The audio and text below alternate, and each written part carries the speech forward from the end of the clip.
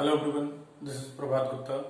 Today we will discuss a very important topic that is related to class 12th, chapter number 4, magnetic effect of electric current.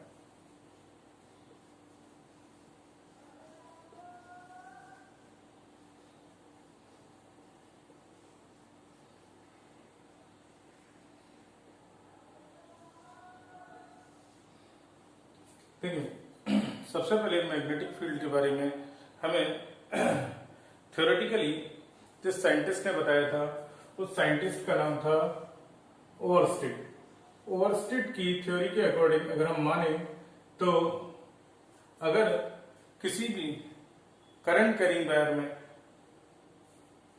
Electric current है, यानी किसी भी conducting wire में अगर electric current है तो उसके सराउंडिंग्स में उसके चारों ओर मैग्नेटिक फील्ड है।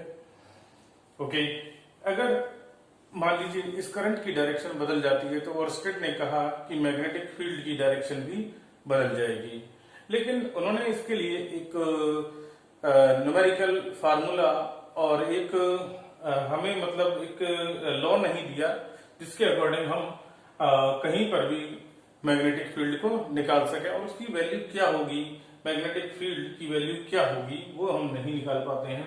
तो दो साइंटिस्ट आए थे जिनका सरनेम है, एक का बियॉट, दूसरे का नाम था सेवर्ट। तो इन दोनों के लॉ को जब कंबाइन किया गया तो एक लॉ आता है that is Biot Savart law. तो ओवरस्टेड के लॉ के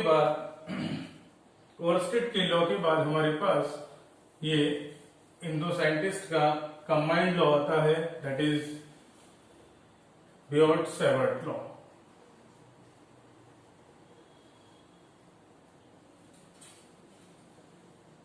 बियॉट सेवर्ट लॉ में यह बताया गया है कि किसी भी करंट कैरिंग वायर में मैग्नेटिक फील्ड किसी भी डिस्टेंस r पर हम मैग्नेटिक फील्ड निकाल सकते हैं। देखिए, उन्होंने कहा था कि अगर ये बहुत ही छोटा सा करंट एलिमेंट वेक्टर है dl, तो इस dl एलिमेंट की वजह से जो मैग्नेटिक फील्ड होगी that will be also very small and this small magnetic field can be taken as dv। dv मतलब स्मॉल मैग्नेटिक फील्ड।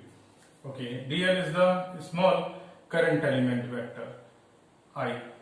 अब लेंथ को हम यहां पर एज्यूम कर रहे हैं एक वेक्टर की तरह से, तो इसकी अपनी एक डायरेक्शन है, its direction is along to the current. तो डीएल वेक्टर की अपनी एक डायरेक्शन है जो करंट के अलोंग है। और अब आपको मैग्नेटिक फील्ड की डायरेक्शन और मैग्नेटिक फील्ड की वैल्यू क्या होगी इस पी पॉइंट पर, जो कि वर्टिकल के साथ एक एंगल बना रहा है, यानी कि करंट एलिमेंट वेक्टर और पोजीशन वेक्टर, इन दोनों के बीच में जो एंगल है दैट इज थीटा। तो ये डिस्टेंस है r। तो हम इस करंट एलिमेंट वेक्टर से p पॉइंट तक की डिस्टेंस को अगर r कहते हैं तो ये एक पोजीशन वेक्टर हो गया जो कि पोजीशन को रिप्रेजेंट करता है p पॉइंट की, जहां पर हमें मैग्नेटिक फील्ड निकालनी है। तो according to this law the magnetic field at a point P due to the current carrying conducting wire I, तो dB is directly proportional to the current flowing in the wire। जितनी ज्यादा current की value होगी उतनी ही ज्यादा magnetic field होगी। Okay, and directly proportional to the length of the small current element vector dl। okay, and sine of the angle between current element vector and the position vector r, and inversely proportional to the square of the distance between current element vector and p point at which we have to measure the magnetic field। तो r वो distance है जो कि इस current element vector से उस point तक की जहां पर हमें मैग्नेटिक फील्ड निकालनी है। तो ध्यान रखिएगा, पोजीशन वेक्टर की डायरेक्शन डीएल वेक्टर से पी की तरफ ली जाती है जहां पर हमें मैग्नेटिक फील्ड निकालनी है। तो देखिए आर की डायरेक्शन हमने किधर ली है, डीएल वेक्टर से पी की तरफ। तो यहाँ पर हम लोग कभी कभी गलती करते हैं, तो मैंने ये पॉइंट बार बार रेस किया है कि आर वेक्टर की डायरेक्शन है डीएल से पी की तरफ। अब अगर इन चारों इक्वेशंस को अगर हम कंबाइन करें तो हमें क्या मिलता है, 3 and 4। Combining 1, 2, 3 and 4, 2, 3 and 4, we get what we get dv is proportional to I dl sin theta over r square।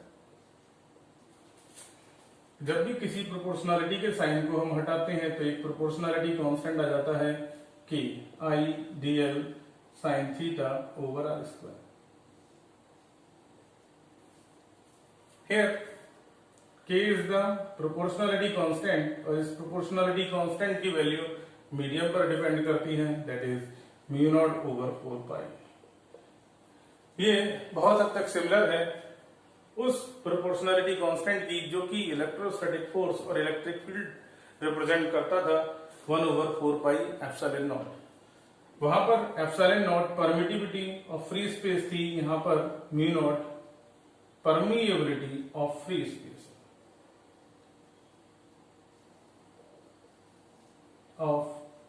Space और एयर और vacuum.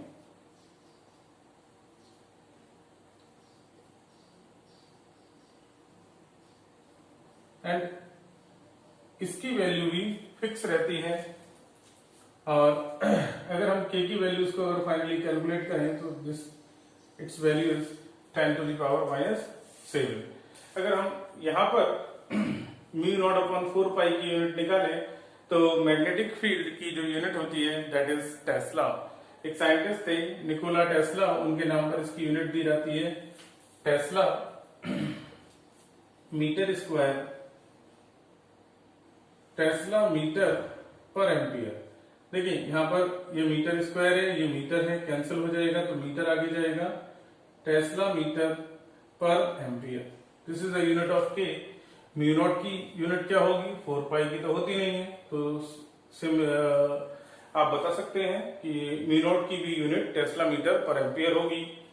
And it's value is, mu naught की वैल्यू जो होगी that is 4 pi into 10 to the power -7। यहाँ पर cross multiply कर लीजिए, सो आपको 4 pi into 10 to the power -7 मिल जाएगी, और यूनिट वही होगी टेस्ला मीटर पर एम्पियर। तो आपके पास एक फार्मूला आ गया, hence dv is equals to. तो इस छोटे से करंट एलिमेंट वेक्टर की वजह से हमारे पास एक मैग्नेटिक फील्ड आ गई that is mu not over 4 pi I dl sin theta upon r square. तो बियर्ड-सैवर्ट ने एक लॉ दिया विद वेरियस एक्सपेरिमेंट्स को परफॉर्म करने के बाद। ओके नाउ ये तो मैग्नीट्यूड हो गया, इसको आपको इंटीग्रेट करना पड़ेगा और आप पूरे वायर की वजह से टोटल मैग्नेटिक फील्ड निकाल सकते हो। ओके नाउ अब हमें मैग्नेटिक, जैसे इलेक्ट्रोस्टैटिक फील्ड या इलेक्ट्रिक फील्ड आपकी हुआ करती थी और उसकी डायरेक्शन थी, okay that is along to the force. यहां पर जो डायरेक्शन है वो जब हम इसकी वेक्टर फॉर्म लिखते हैं तो राइट हैंड थंब रूल से दी जाती है। तो चलिए वेक्टर फॉर्म में लिख लेते हैं मैग्नेटिक फील्ड को। तो vector form of magnetic field dv vector is equals to mu not over 4 pi I dl vector cross r vector. Here dl vector है आपका current element vector, r is the position vector, तो यहां पर ये हम r cube लिख सकते हैं। dl क्रॉस r, यहां पर इसको अगर ओपन करें तो dl r sin theta n cap भी आएगा। तो n कैप जो होता है वो डायरेक्शन को रिप्रेजेंट करता है। तो अगर हमने वेक्टर्स पढ़े हैं तो हम ये बात जानते हैं कि a क्रॉस b की डायरेक्शन वही होती है। a क्रॉस b की डायरेक्शन हम कैसे निकालते हैं, राइट हैंड थंब रूल से, and it is perpendicular to the plane of a and b। तो राइट हैंड थंब रूल में हमें पोजीशन वेक्टर और करंट एलिमेंट वेक्टर को देखना पड़ता है। तो देखिए मैंने पोजीशन वेक्टर के लिए आर वेक्टर से रिप्रेजेंट किया है, DL vector current element vector है जिसकी डायरेक्शन क्या है, करंट के अलोंग है।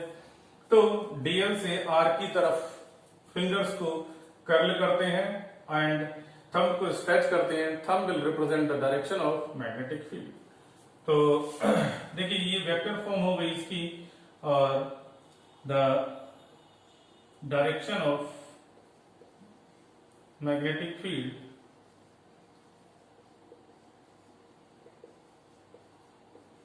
is given by right hand thumb rule.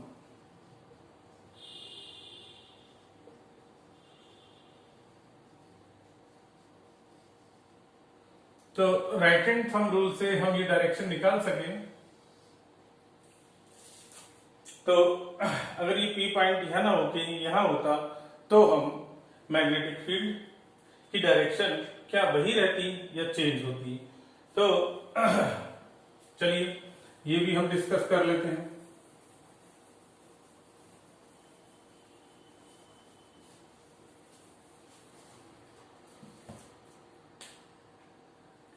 देखिए ये हमारा करंट कैरिंग वायर है, पी पॉइंट हमारा इधर हो गया, तो पोजीशन वेक्टर भी इधर हो गया। ठीक, करंट एलिमेंट वेक्टर हम ये ले लेते हैं, दिस इज डीएल। ठीक है, और करंट एलिमेंट वेक्टर की डायरेक्शन क्या होगी, अगर करंट ऊपर जा रही है तो इधर ही होगी। ओके, तो डीएल की डायरेक्शन ऊपर हो गई, पोजीशन वेक्टर इधर हो गया, तो डीएल से आर की तरफ फिंगर्स को कर्ल करेंगे, थंब को स्ट्रेच करेंगे, इट इज गोइंग आउटवर्ड। तो यहां पर हमारी जो फील्ड है that is inward. Inward magnetic field cross से रिप्रेजेंट की जाती है, जबकि आउटवर्ड मैग्नेटिक फील्ड्स डॉट से रिप्रेजेंट की जाती हैं। This angle is theta.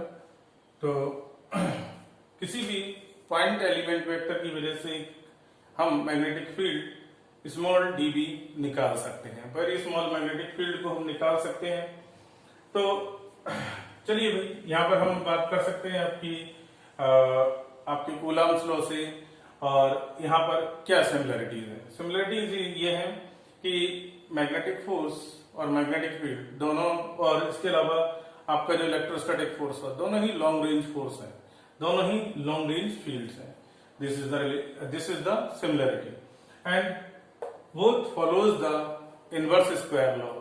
देखिए dB is direct inversely proportional to R square. In the case of electric field, E is inversely proportional to the square of the distance. Okay.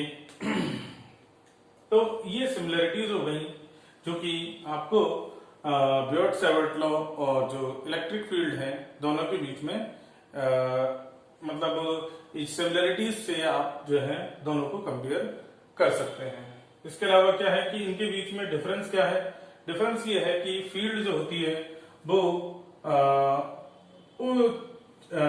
Field की जो direction होती है वो charges को मिलाने वाली line के अलोंग होती है, जबकि फील्ड मैग्नेटिक फील्ड की बात करें तो ये क्या होती है, इनवर्ड या आउटवर्ड।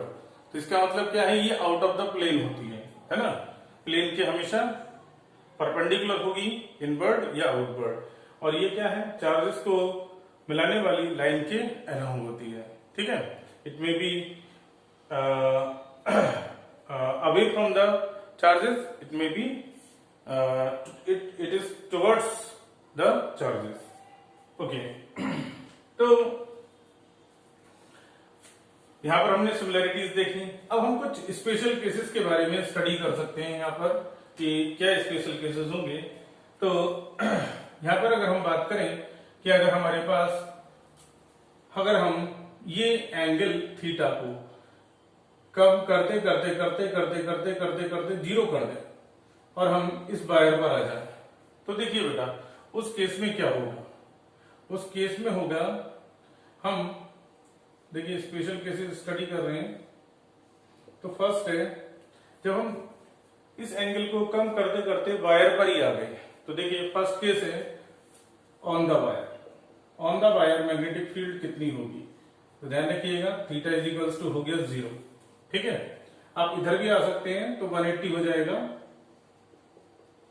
इन दोनों ही केसेस में हम वायर पर ही पहुंच गए और मैग्नेटिक फील्ड की बात करते हैं। तो अगर इस फार्मूले में लगाएं तो मैग्नेटिक फील्ड 0 आती है।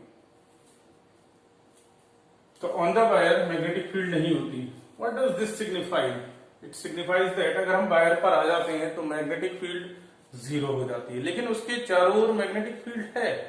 देखिए इधर मैग्नेटिक फील्ड है, इधर मैग्नेटिक फील्ड है, इधर मैग्नेटिक फील्ड है, हर जगह मैग्नेटिक फील्ड है, लेकिन वायर पर मैग्नेटिक फील्ड नहीं है। ओके, ये मैग्नेटिक फील्ड कहां पर मैक्सिमम हो सकती है? तो देखिए भाई डी वी किस एंगल के लिए मैक्सिमम हो सकती है? तो देखिए डी वी मैक्स निकाल सकते हैं अगर हम साइन थीटा को मैक्स करें। तो साइन थीटा मैक्स कितना होगा? इसकी वैल्यू 1 हो सकती है मैक्सिमम में, mu not over 4 pi I D L, और इसकी वैल्यू हमने 1 लगा दी और ये इसकी मैक्सिमम वैल्यू है। तो ध्यान रखिएगा थीटा इज इक्वल्स टू 90 पर मैग्नेटिक फील्ड मैक्सिमम होगी। तो इसका मतलब ये है कि हम डायग्राम से भी ये सारी चीजें रिप्रेजेंट कर सकते हैं। ठीक है, तो देखिए ये करंट एलिमेंट वेक्टर हो गया हमारा डीएल। तो अगर हम यहां पर अपना P1 पॉइंट रखते हैं या यहां पर कोई P2 पॉइंट रखते हैं तो ये ऑन द वायर वाली सिचुएशन हो गई। और अगर हमारे पास करंट I है, ठीक है, और ये हमारा करंट एलिमेंट वेक्टर dl है और ये पोजीशन वेक्टर है r, और P पॉइंट पर हमें मैग्नेटिक फील्ड निकालनी है। तो अगर इन दोनों के बीच में current element vector and position vector if they are making angle 90 degree then the field will be maximum. तो इस पॉइंट पर जो फील्ड होगी P पॉइंट पर मैग्नेटिक फील्ड मैक्सिमम होगी mu not over 4 pi I D L over r square. तो ये magnetic field हो गई मैक्सिमम वैल्यूज।